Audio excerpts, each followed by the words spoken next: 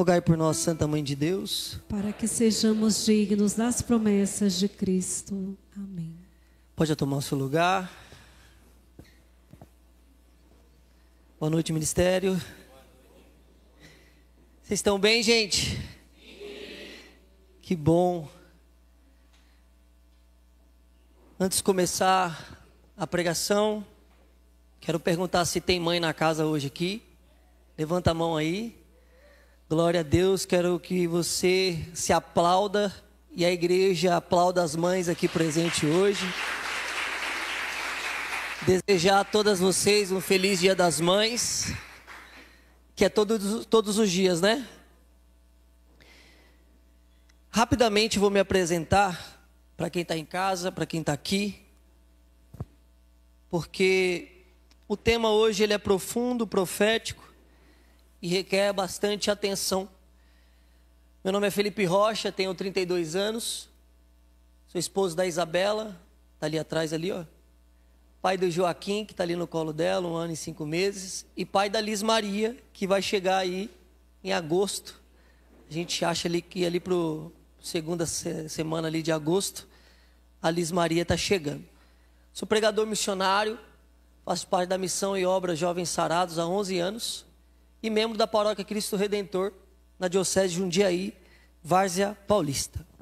Assim como estávamos cantando e sendo ministrado pelo Sidney, o tema da pregação hoje é cura interior.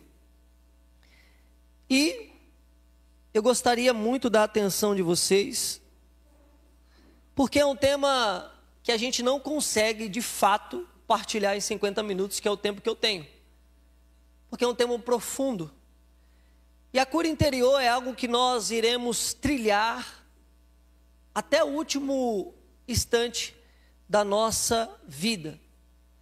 Enquanto eu e você estivermos respirando, Deus vai estar trabalhando dentro de nós algo chamado cura interior. Então, algumas curas profundas, outras nem tanto.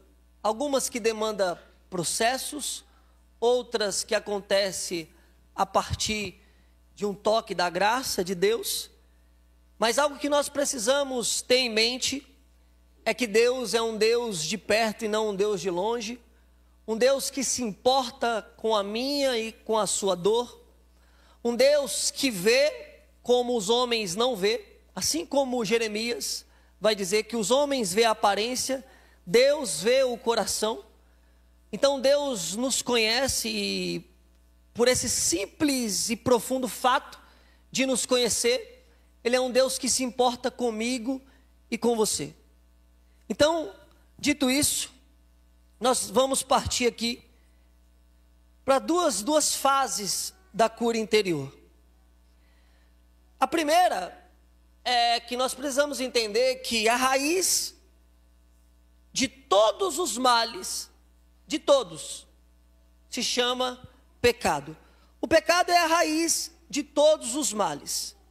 Isaías 59, versículo 1 ao versículo 2 vai afirmar assim: que Deus não está com a mão encolhida para não poder salvar, nem com o ouvido surdo para não poder ouvir.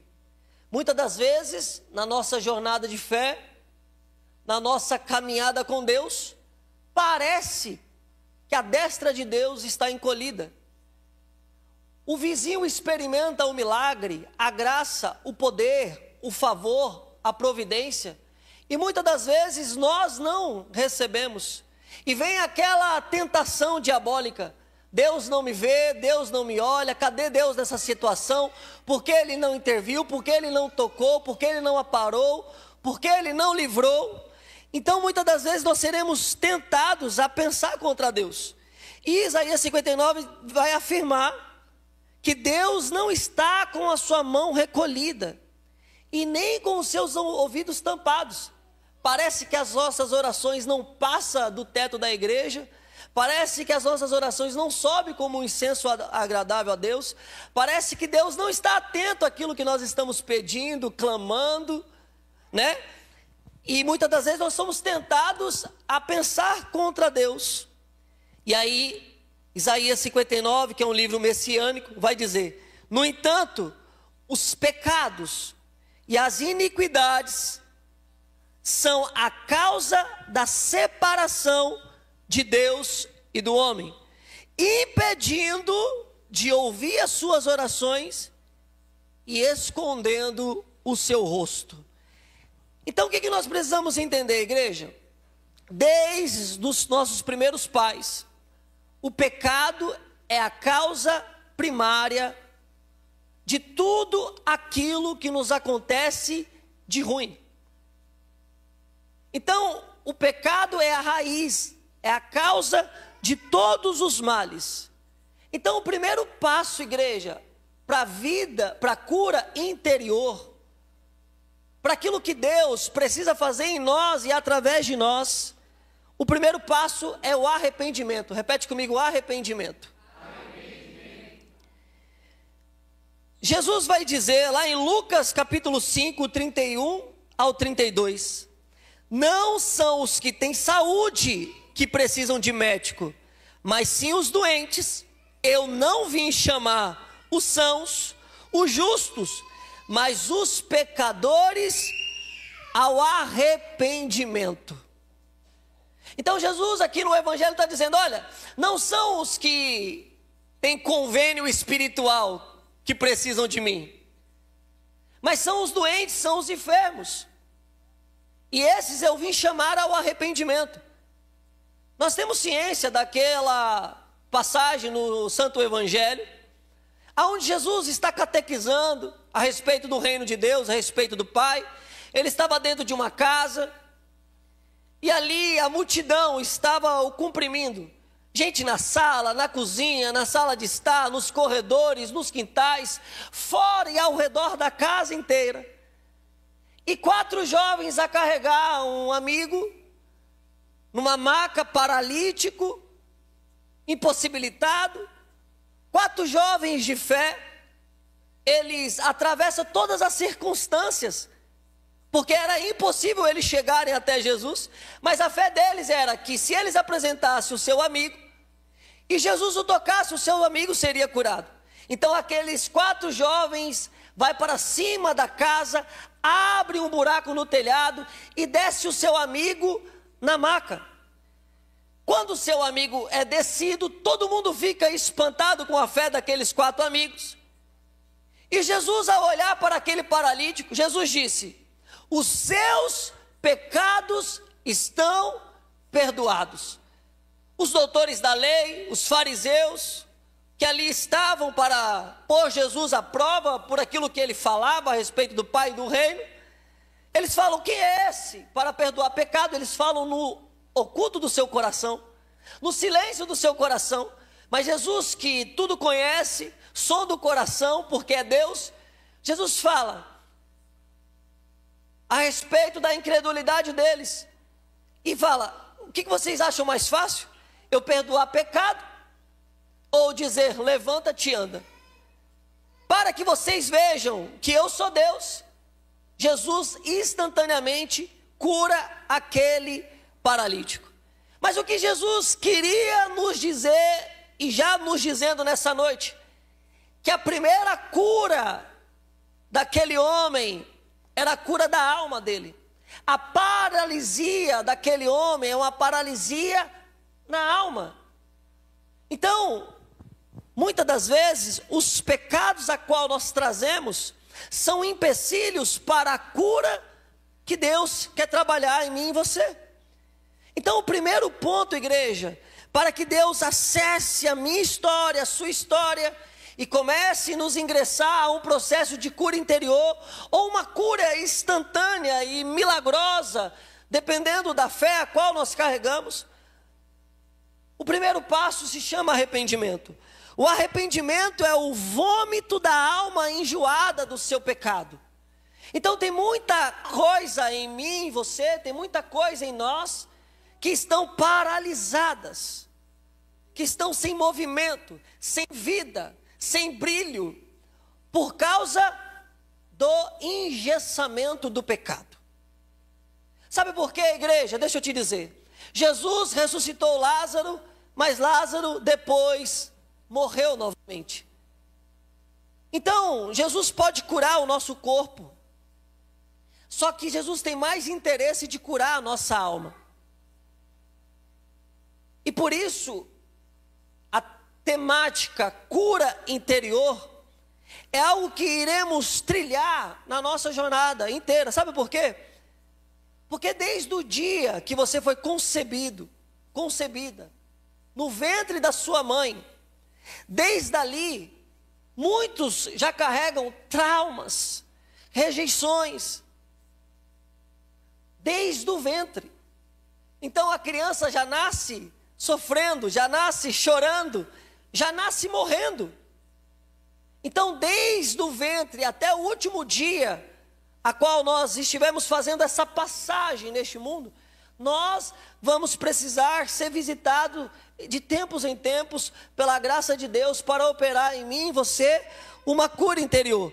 Mas a graça e a boa notícia é, igreja, Deus tem pressa, Deus é desejoso de nos curar, de nos libertar, de arrancar de dentro dos nossos corações os entulhos, as mazelas e nos levar para uma vida de felicidade e alegria completa nele. Então esse é o primeiro passo para a cura interior. Eu gostaria que você, aonde você está, você fechasse os seus olhos, colocasse a mão no seu coração e repetisse assim comigo: Espírito Santo, eu sei que o Senhor me sonda, me conhece, sabe das minhas necessidades, daquilo que eu tanto preciso, a respeito da cura interior. Mas nessa noite, eu te peço, Espírito Santo, convence o meu coração a respeito do pecado, de tudo aquilo que é empecilho, impedimento, barreiras, para que eu acesse em Ti a cura interior, desde a minha infância até o tempo presente, para um futuro, daquilo a qual que o Senhor sonhou para mim. Eu creio. Amém, Senhor. Você pode aplaudir o Espírito Santo? Por exemplo, a falta de perdão é um pecado que é uma barreira gigantesca para a obra de cura interior. A mágoa, o rancor, a ira, a inveja. Então, esses pecados e muitos mais, eles são guarda-chuvas enormes que nos impede de receber a graça da cura interior, a graça da salvação, a graça e a misericórdia de Deus sobre a minha e sua vida. O segundo passo, igreja, da cura interior, é aquilo que o Sidney estava ministrando. Enquanto ele estava ministrando, ele já estava confirmando a minha pregação, aquilo que o Espírito trabalhou enquanto eu rezava para preparar essa pregação. O segundo passo da cura interior é desejar ser curado. Repete comigo: desejar ser curado. Quem aqui deseja ser curado, levanta a mão. Glória a Deus, todos nós, porque todos nós precisamos de cura interior.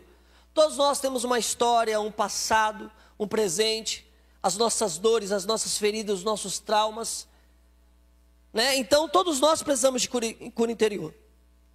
Então, alguns exemplos da Sagrada Escritura para contextualizar. Marcos capítulo 10, verso 51. Então Jesus lhe perguntou: que queres que eu te faça?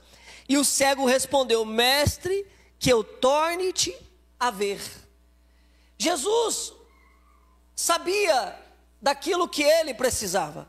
A Sagrada Escritura vai dizer: antes mesmo que a palavra saia dos nossos lábios, o Senhor já sabe o que nós vamos pedir, orar e o que vai sair dos nossos lábios. Então, muitas das vezes, o Senhor espera que nós, nesse fatídico encontro com Ele, desejamos essa cura. Assim como o Sidney trouxe a respeito da mulher do fluxo de sangue, assim como eu trouxe aqui agora a respeito desses 4 jovens que desejou a cura do seu amigo, assim como esse cego desejou ser curado. E aí Jesus fala, o que queres que eu te faça? O que queres que eu te faça, Jesus está dizendo, dá nome à sua dor, dá nome às suas machucaduras, dá nome aos seus traumas, né? Se é um abuso, dá nome ao abuso que você sofreu. Se é a depressão, se é a síndrome do pânico, a ansiedade, o medo, se é complexo de inferioridade, se é um vício que está ligado numa raiz, dá nome. Se é a perca de um ente querido. Então Jesus vai perguntar para você nessa noite, ele já começou nessa noite perguntando, o que queres que eu te faça? Porque se você não dá nome à sua dor, logo você voltará às mazelas de outrora. Porque só quando temos ciência da nossa dor, daquilo que precisa ser curado, é que damos um passo para um outro nível da cura interior. Então, se a gente não dá nome à nossa dor, não é que Jesus não saiba, assim como a gente estava cantando, cura Senhor onde dói, cura Senhor bem aqui, cura Senhor aonde eu não posso ir. E de fato, tem coisas na raiz da sua história, ainda quando você era bebê, ainda quando você estava no ventre da sua mãe. Por exemplo, eu tenho um sogro que é ministeriado em cura e libertação, e muitas das vezes, quando eu vou ajudá-lo, e ainda prego no retiro que ele faz todo ano, quando ele começa uma oração, e essa oração tem um intuito de ir lá no ventre, lá na concepção, no dia que o papai e a mamãe se amaram e ali brotou o fruto desse amor, que foi você, que foi eu, que foi aquele ou aquela. E quando ele começa a oração, muitas pessoas de idade, sendo ministrada pela cura interior, voltam em posição fetal, porque a cura que ela precisa, ou que ele precisava, estava em um lugar que nem mesmo ele, nem mesmo ela tinha uma ciência, ainda quando estava no ventre da mãe.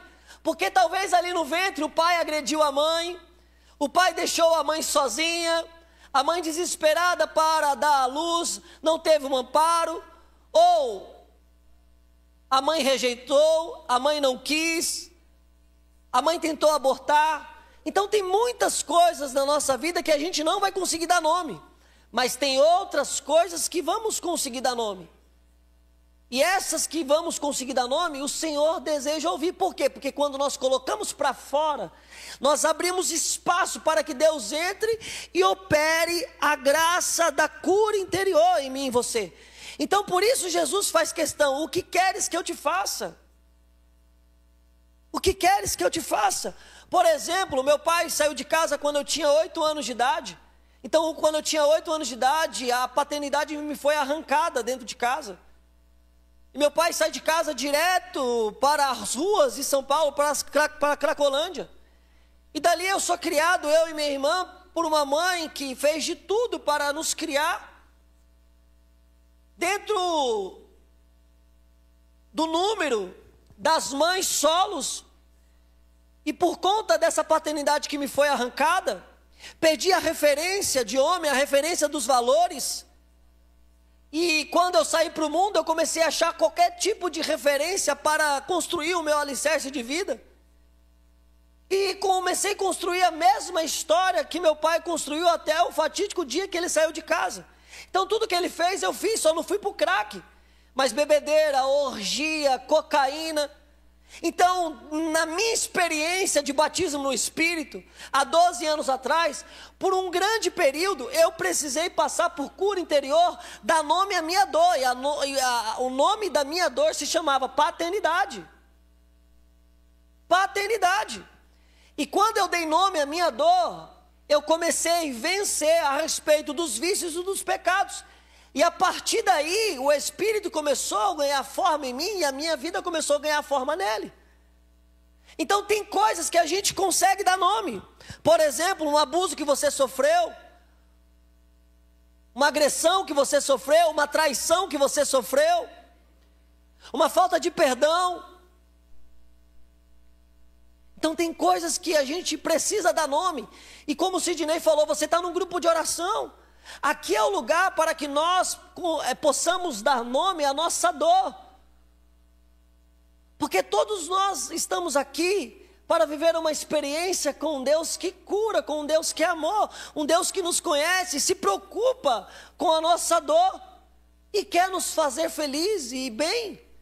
Um Deus de perto, um Deus que nos conhece, que não é indiferente. Então, igreja, deixa eu te dizer, diante de todos os outros seminários que você já viveu, deixa eu te dizer, essa é a noite que nós vamos orar com intencionalidade, de maneira intencional. Como eu te disse, a gente poderia fazer um retiro de cura interior de 1 ano e a gente não esgotaria o tema. Sabe por quê? Porque cada história é uma história. Cada pessoa reage de uma maneira a respeito da dor, do trauma, da perca. Por exemplo, talvez se eu bater o meu dedão na quina de uma mesa, eu vou ficar esperneando por 3 dias. Talvez se você bater o seu dedão na quina da mesa, você vai chacoalhar o pé e aquela dor foi suportável para você. E vida que segue. Cada um tem a sua maneira de reagir às dores da nossa vida. E Deus é um Deus que se importa com isso, porque Ele olha-nos na especificidade, na individualidade. Diante da assembleia, Deus vê aonde sangra, Deus vê as feridas abertas. Talvez a sua é parecida com a dele, mas Ele reage de uma maneira que você não reage. Deus não é indiferente. E que lindo ser filho de um pai que nos vê como um filho que carrega uma necessidade. Isso é muito lindo. Segundo exemplo, Lucas 18:41, Jesus perguntou: o que queres que eu te faça? E ele respondeu: Senhor, que eu torne-te a ver. Olha que lindo. O que queres que eu te faça? Senhor, eu não quero mais esse pecado, eu não quero mais essa dor. Eu quero ser inserido num processo de cura interior. Eu quero ser livre, livre para amar. Entende? Então o que queres que eu te faça? Estão comigo, igreja? Sim ou não? Sim. Lucas 18:42. Então Jesus lhe disse: vê, a tua fé te salvou. Olha que lindo. Romanos 12, capítulo 2. O apóstolo Paulo vai dizer: não vos conformeis com este mundo, mas transformai-vos a vossa maneira de pensar. Igreja, deixa eu te dizer uma coisa. Muitas das vezes, ao sermos ministrados, a gente coloca a mão no coração para olhar para dentro de nós, sim ou não? Mas deixa eu te dizer uma coisa. O coração é apenas um órgão em nosso corpo que bombeia sangue para todo o nosso corpo.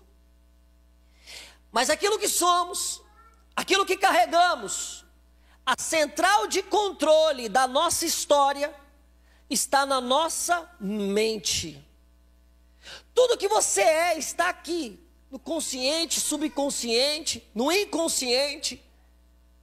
Então, quando formos orar por cura interior, precisamos pedir que Deus toque aqui, na nossa central de controle, porque aqui está a raiz de tudo.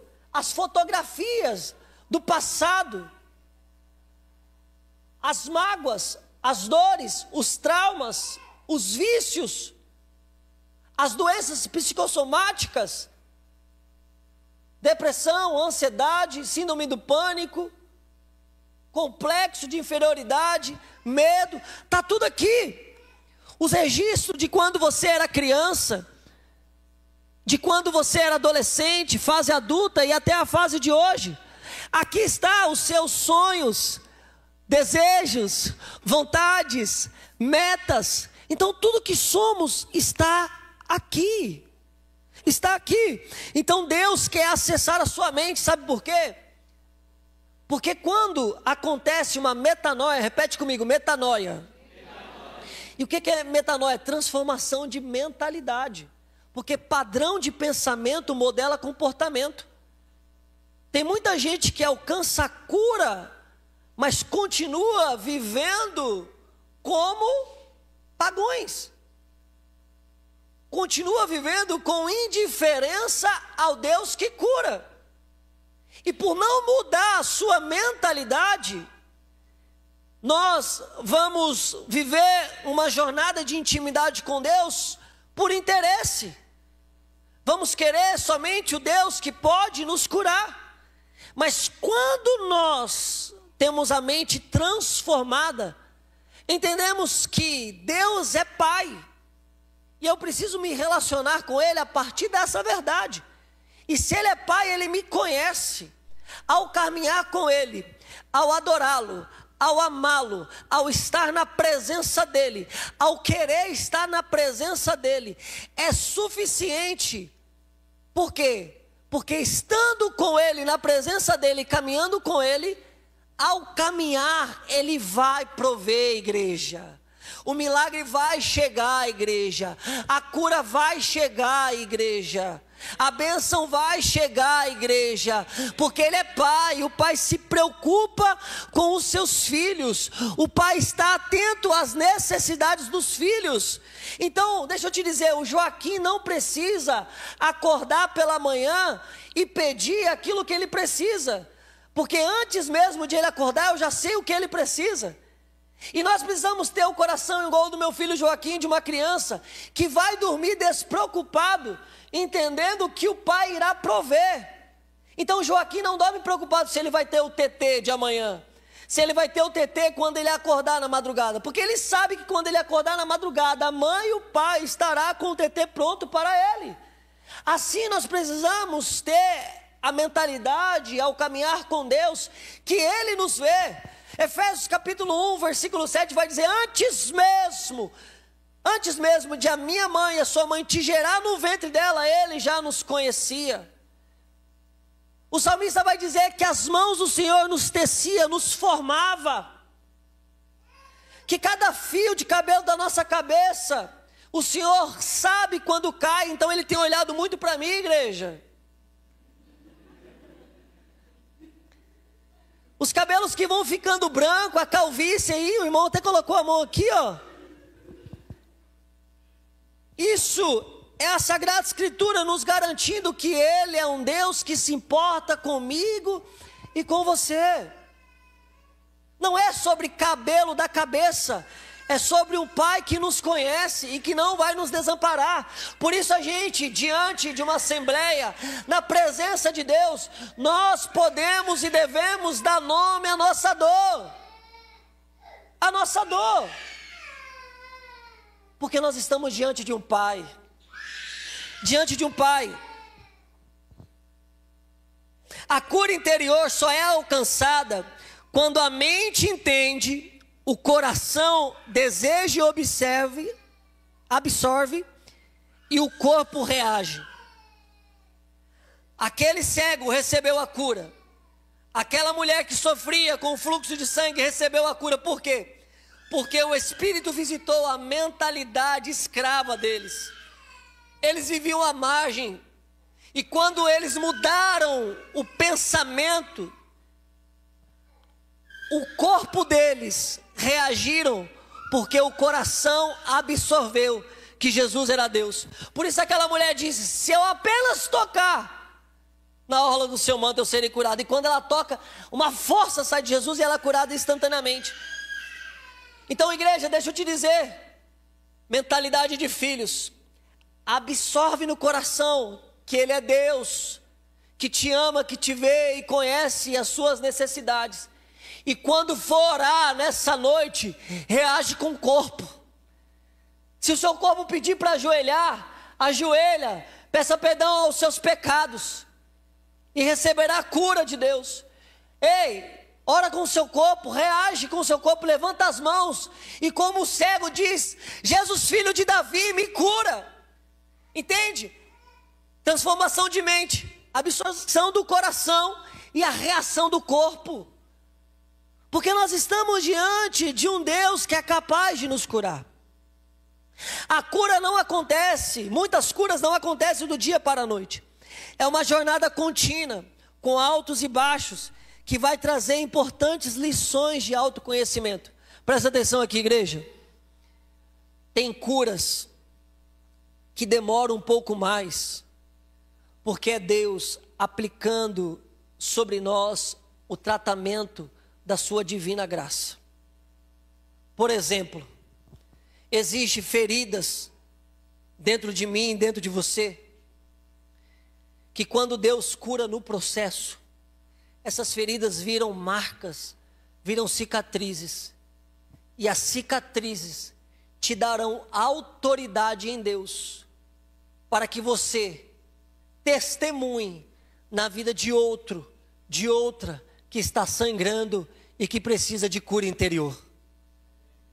Então, as feridas às vezes mais profundas são aquelas a qual, quando Deus acessar com cura interior, Ele também te levantará como ministro de cura interior, porque só quem foi ferido sabe o quanto dói. E quando você é ferido, você passa a olhar com os olhos da misericórdia. Quando você está de frente com o seu irmão, você também é capaz de ministrar misericórdia sobre a vida dele. Então deixa eu te dizer, Deus também quer te curar para que você se levante como ministro de cura. Eu não estou falando de ministério, eu estou falando de transbordamento de vida. Quando Deus te ressuscita, Ele te ressuscita para que você ressuscite a outros. Então as feridas que se tornam cicatrizes nos garante testemunho.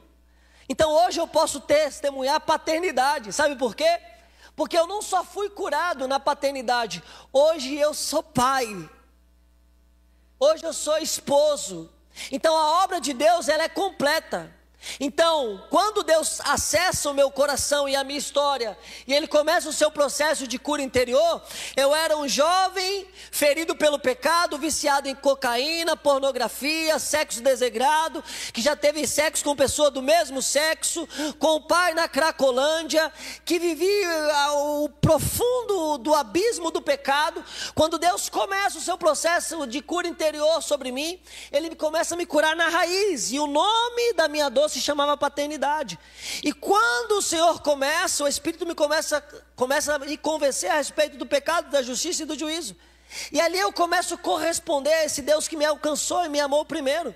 Então aquele que vivia pornografia, sexo desregrado, começa a viver castidade. Aquele que bebia começa a viver sobriedade. Aquele que vivia em baladas com amizades erradas, que corrompiam os bons costumes, como diz o apóstolo Paulo, começa a andar com amigos que eram amigos de Deus, com amigos que amavam a Santa Igreja, a Sagrada Escritura, a Virgem Santíssima. E eu começo a ser forjado.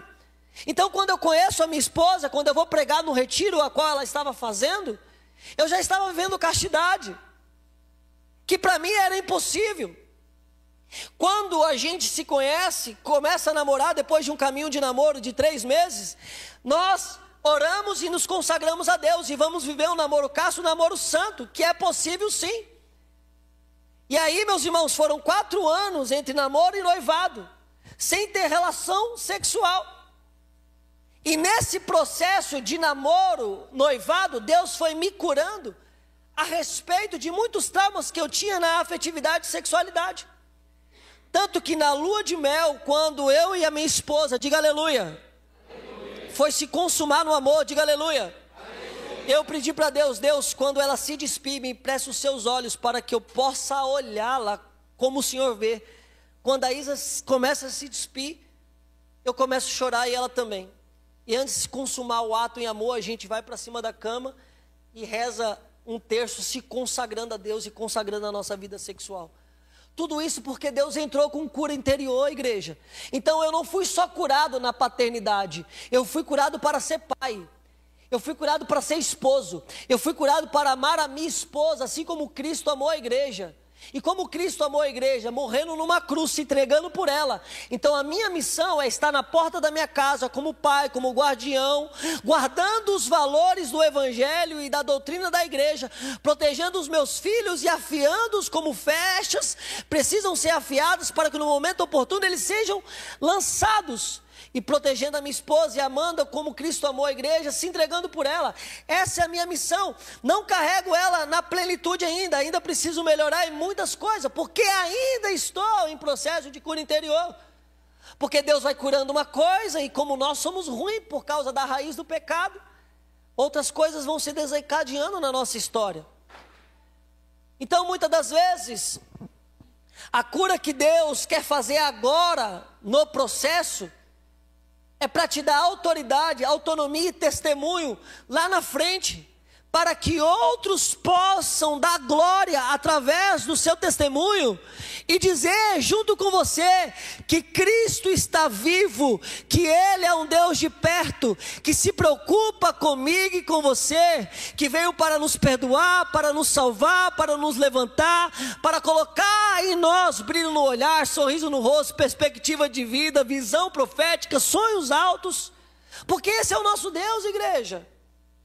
Esse é o nosso Deus.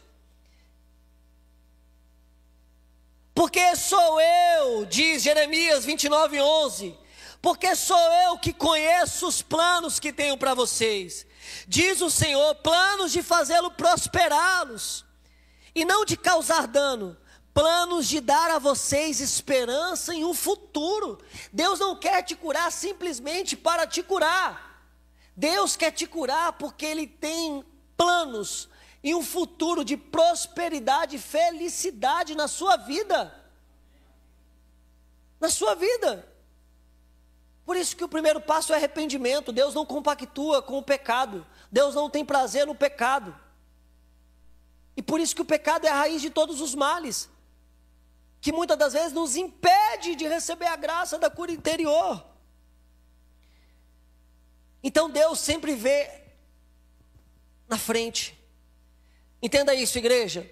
Deus está no seu passado, no seu presente e no seu futuro. A Sagrada Escritura diz que olhos nenhum viu, coração nenhum consentiu, ouvido nenhum ouviu aquilo que o Senhor tem preparado para mim e para você. E aquilo que Ele tem preparado para mim e para você parte da graça, da cura interior, da restauração que Ele quer fazer na minha e na sua história. Todo processo de crescimento espiritual requer esforço pessoal. Suporte o processo com fé, pois o Senhor está no controle e já preparou o melhor para você. Creia e permaneça firme. Então, igreja, deixa eu te dizer, nós também precisamos fazer a nossa parte. Nós também precisamos dar o passo. Nós também precisamos ir atrás. Por exemplo, tem coisas que Deus vai curar na nossa história a partir do momento que você encontrar um diretor espiritual. A partir do momento que você quebrar as barreiras do orgulho e começar a passar num psicólogo, num psiquiatra. Quando você começar a confessar com frequência, a cada mês, porque exige também, a cura interior exige também uma resposta do homem. Então, entenda uma coisa, Deus sempre está vindo em direção do homem.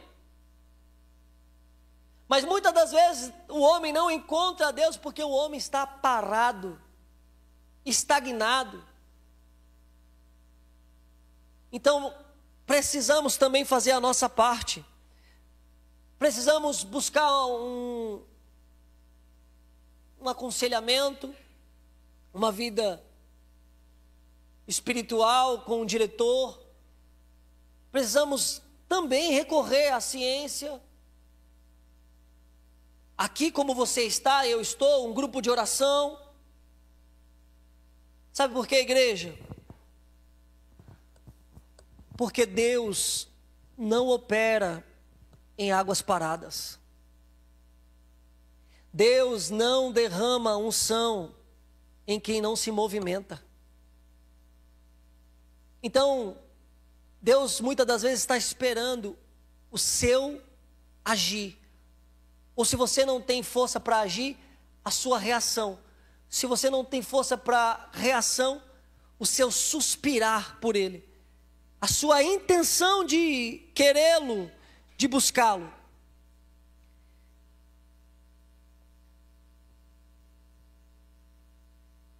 Vocês estão comigo, sim ou não?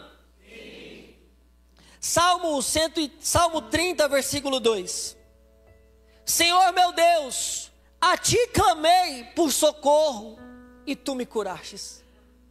Olha aí. É o homem indo a Deus. Senhor meu Deus, a ti clamei por socorro. Talvez você está precisando de um livramento. Uma libertação. A cura da mente. Eu não sei o que você está precisando, mas assim como o salmista, precisamos gritar: Senhor meu Deus, a ti clamei por socorro e tu me curaste. Provérbios 17, 22. O coração alegre é um bom remédio, mas o espírito abatido resseca os ossos.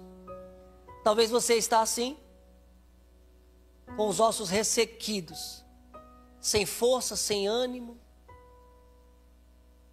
sem esperança, precisando ser liberto dessa depressão, dessa insônia. Deita e acorda mais cansado do que na hora que deitastes. E Deus quer te dar essa graça, meu irmão e minha irmã. Salmo 139, versículo 13. Tu criaste o íntimo do meu ser e me teceste no ventre da minha mãe. Entenda uma coisa, você não é um acidente. Você não é um erro. Deus formou você com precisão e carinho. Antes de você existir, você fazia parte do plano de Deus. Você pode aplaudir isso?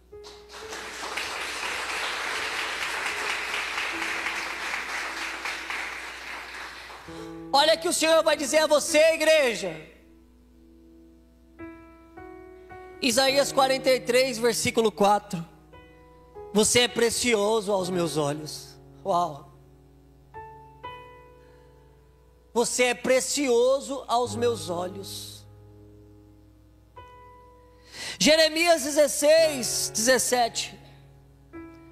Os meus olhos vê todos os seus caminhos. Eles não estão escondidos de mim. Todos os seus caminhos.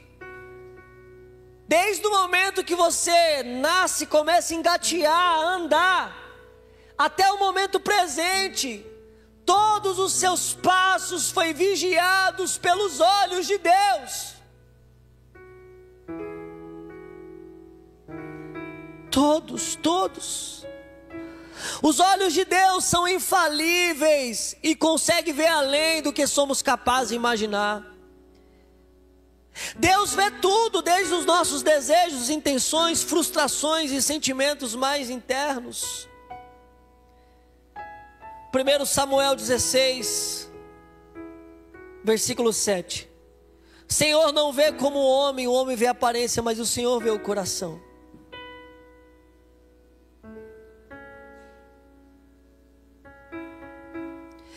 Segunda Crônica 16, 9. Os olhos do Senhor passam por toda a terra, para cima e para baixo, procurando pessoas que têm um coração aberto para com Ele.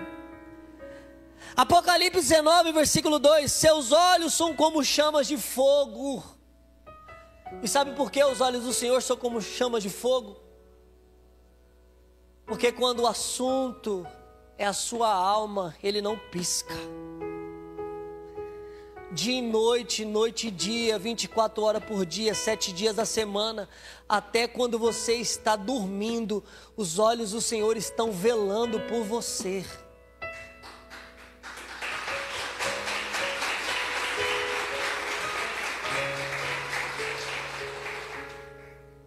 Esperando você suspirar por Ele e clamar por Ele.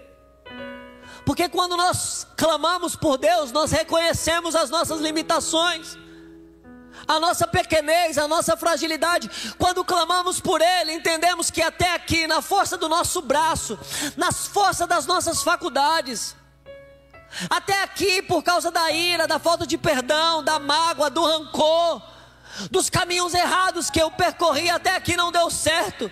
Então quando eu clamo por Ele, eu estou querendo colocar Ele de novo na minha vida, no centro da minha história. Quando eu clamo por Ele, eu estou dizendo: Senhor, sem Ti realmente eu nada posso fazer. É verdade, Senhor, que se o Senhor não vier, não intervir, eu não consigo sair dessa situação.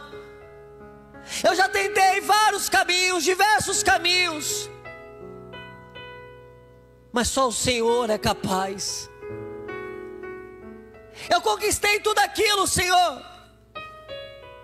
que achastes que fosse o suficiente para mim: casa, carro, filhos, casamento, um bom trabalho, uma boa faculdade. Mas existe ainda um vazio. Existe ainda uma dor que existe dentro da minha alma. Então quando você clama por Ele, você está dizendo: você é único e suficiente na minha vida. Ainda que eu tenha tudo, mas se eu não tenha o Senhor, eu não tenho tudo. Mas se eu tenho o Senhor, e ainda que eu perca tudo, eu não perdi nada, porque eu tenho o Senhor. E quando nós temos essa ciência, esse reconhecimento de humildade, Deus acessa o coração e começa a trabalhar cura interior, enfaixando as feridas abertas. Mas quando o nosso coração é autossuficiente demais, soberbos, avarentos, orgulhosos, Deus não pode com um coração assim. Deus não pode com um coração que quer Ele simplesmente como supermercado. Vai lá, faz a compra do mês e depois só volta no outro mês. A cura interior é para te aproximar mais dEle. A cura interior é para te trazer para os caminhos dEle. A cura interior é para te trazer para as vontades dEle, que ao seu respeito é boa, perfeita e agradável. A cura interior é para te trazer para os sonhos dEle, que são mais altos, mais profundos e melhores do que os meus e os seus sonhos. Ei!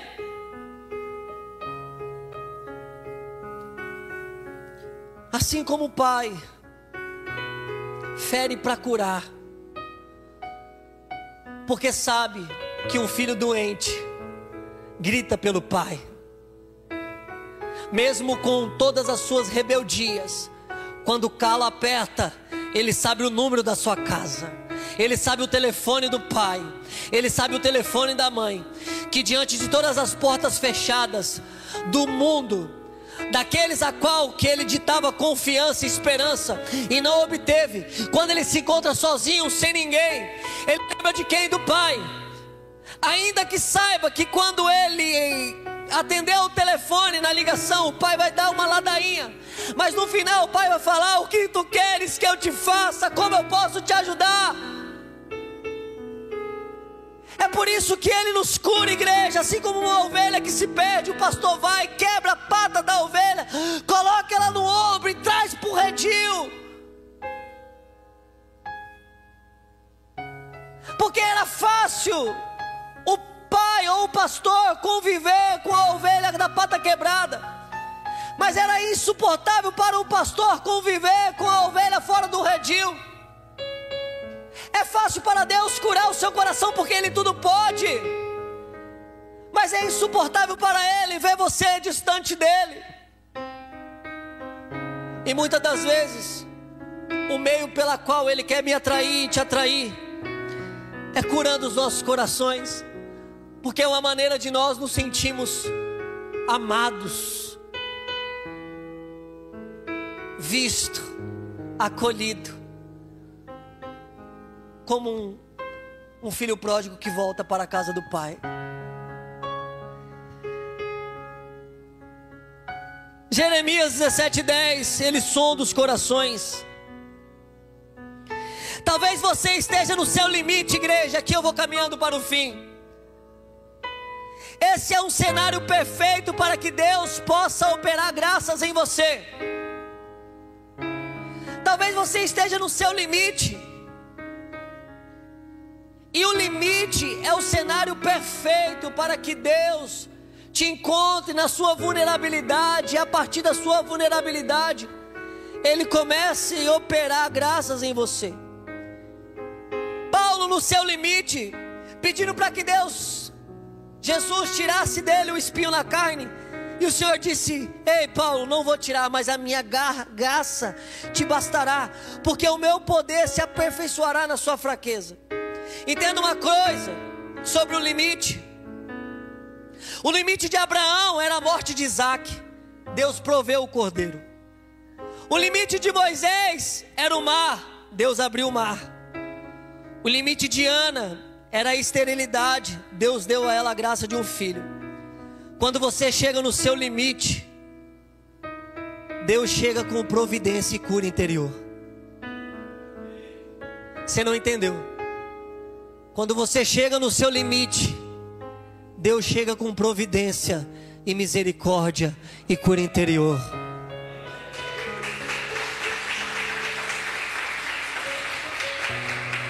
Jeremias 31, verso 25: restaurarei o exausto e saciarei o enfraquecido. Talvez essa depressão tenha te matado, essa ansiedade, essa dor, essa ferida, esse trauma, essa orfandade, esse abuso, essa traição. Talvez você chegou no seu limite. O limite aos olhos dos homens é fracasso. Os limites aos olhos de Deus é oportunidade de relacionamento. Ele mesmo disse no Evangelho, Mateus capítulo 11, versículo 28: vinde a mim, todos vós que estão cansados, fadigados, e eu vos darei descanso. Deixa eu te dizer,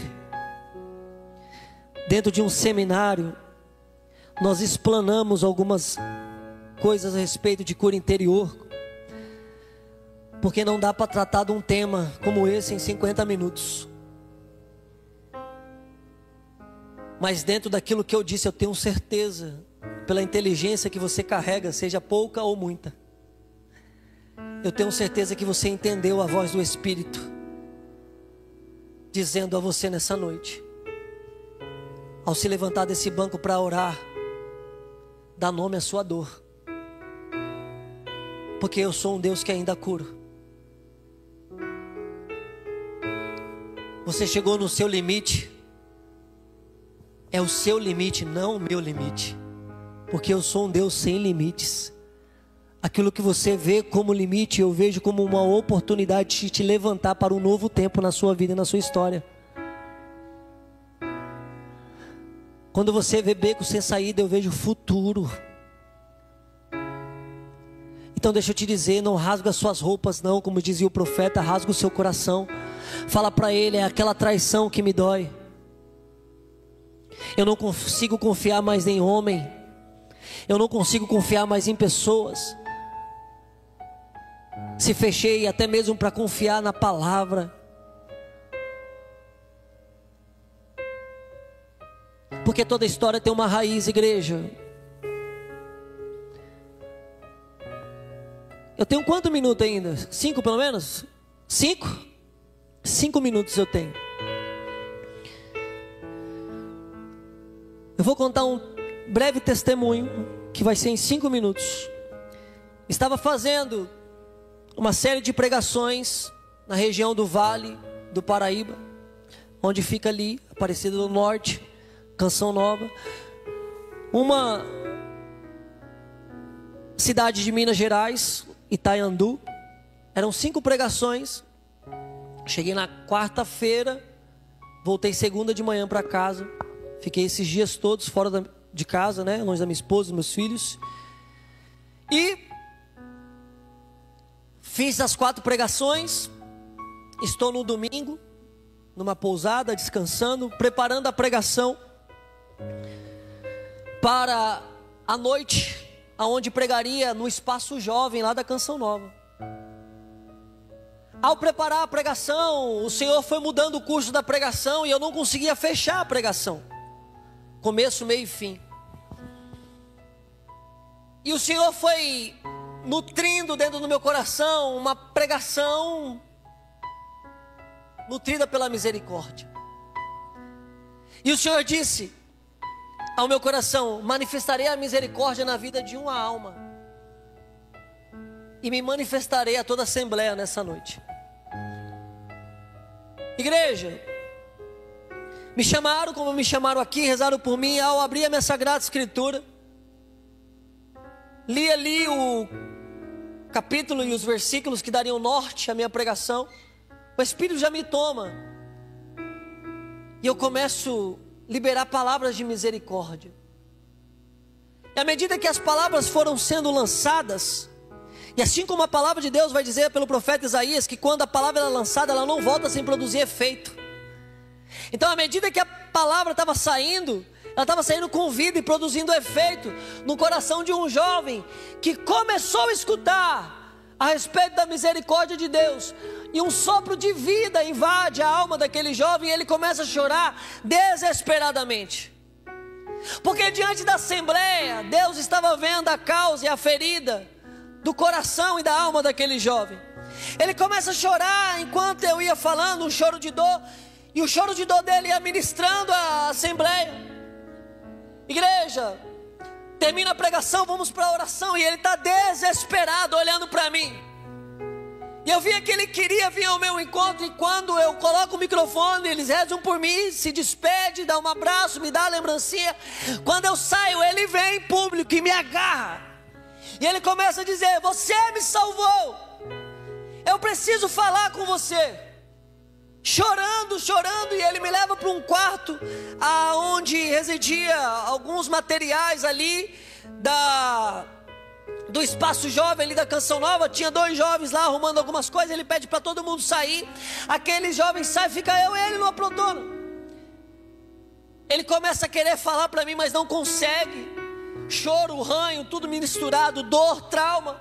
E eu falo: você precisa respirar, porque eu preciso ouvir para poder te ajudar, te orientar e rezar por você. Ele não consegue falar muita coisa. Ele tira 2 cartas.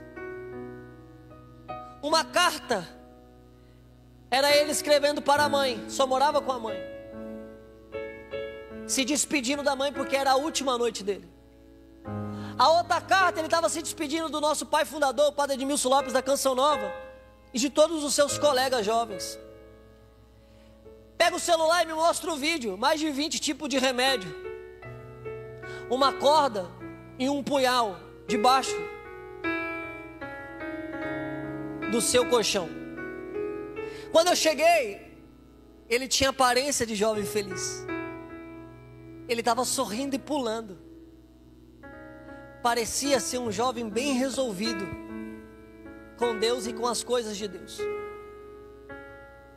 Mas naquela noite, aonde o limite daquele jovem era a morte, Deus via vida. E Deus, que tudo vê, atrai aquele jovem que estava com data e hora marcada para se suicidar. O Brasil é o 3º país aonde os jovens mais se suicidam no mundo. A cada 4 minutos um jovem se suicida no Brasil. E aquele jovem estava dentro dessa estatística. Mas Deus, com a sua infinita misericórdia, resgatou aquele jovem. Entreguei o caso para o padre Edmilson. O padre Edmilson se espantou. Meu Deus, fulano. Não imaginava, Felipe. Começou a acompanhá-lo de perto. E esses dias ele mandou mensagem dizendo que está muito melhor. Porque a graça de Deus tem operado na vida dele. Por que eu disse esse testemunho? Dentre tantos outros que eu tenho visto, presenciado, a partir das missões que eu tenho feito pelo Brasil, para dizer a você que todos nós carregamos dores, feridas, traumas, marcas de um passado. Só que a boa notícia é, em todos os momentos, ainda que não tivemos ou tenhamos ciência, mas agora teremos, Ele sempre esteve lá. Como nesse momento presente, se ainda dói, se ainda sangra, se ainda te machuca, Ele está aqui agora e com você, dando a sua mão e dizendo: há um longo caminho pela frente. Então, se você precisa tocar nele nessa noite, toca com fé. Se você precisa gritar, grita para ele e fala: é aqui que está doendo. Mas deixa eu te dizer, não saia daqui como você entrou. Saia daqui inaugurando na sua história um novo começo, a partir da graça operante, que opera milagres e curas dentro de você, para que você seja levantado como um agente de cura nessa geração, como um agente de misericórdia, como alguém que foi ferido, mas não é vítima, como alguém que teve um passado, mas o seu passado não te define. Fica de pé em silêncio. E eu quero falar a respeito do passado. Tem muita gente que não consegue avançar na fé porque estão presa no passado. O Sidney, quando eu estava lá embaixo, ele também falou isso. Se eu não viesse, ele pregaria a minha pregação, porque o Espírito já estava soprando na ministração, muita coisa do que foi preparada. E ele falou que cura interior tem a ver com o passado. E tem muita gente que não avança porque não quer sair desse lugar. Olha aqui para mim. Deus visitou a ilha de Ló, lá em Sodoma, Gomorra. E Deus disse: Ló, pega sua esposa, pega suas filhas, saia pelos portões de Sodoma. Mas Deus deu para eles um mandato: não olhe para trás. Ó, passou? As suas filhas passaram. A Bíblia vai dizer que a sua esposa passou pelo portão, mas ela olhou para trás. A Bíblia diz que ela virou uma estátua de...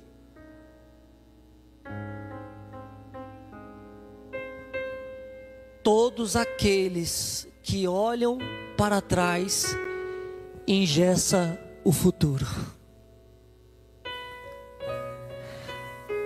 Muito futuro que não rompe porque você está insistindo em olhar para trás, insistindo em olhar para aquilo que não deu certo lá atrás, se colocando como vítima da história, como coitadinho da história, como a coitadinha da história. Deixa eu te dizer, Ele foi a vítima perfeita. Isaías 53, pelas suas pisaduras somos curados e sarados.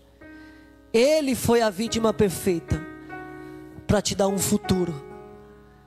Gálatas 5, verso 1, foi para a liberdade que Cristo te libertou. Deixa eu te dizer, o meu pai não me amou, o meu pai saiu de casa. Eu também vivi essa história, meu irmão. Só que não era sobre o que meu pai fez, porque se ele fez, ele não recebeu o contrário para me dar. Então ele não podia dar aquilo que ele não recebeu. era sobre aquilo que eu me tornaria em Deus a partir das machucaduras que se tornaram cicatrizes. Hoje eu não sou mais um filho órfão. Hoje eu sou filho de Deus e pai, esposo, missionário, pregador. Porque Deus vê além da sua dor. Deus vê além do seu sofrimento. Então deixa eu te dizer, essa é a noite. Vamos orar. E se você entendeu esse Deus que é um Deus de perto, você pode aplaudir Ele com confiança.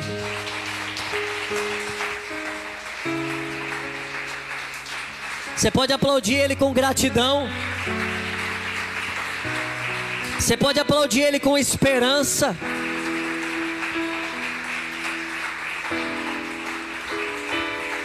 Vamos rezar? Apresenta para aquele que já te conhece. Fala para aquele que já sabe o que você vai falar. Chora com aquele que chora a sua dor. O choro dura uma noite, mas a alegria vem ao amanhecer.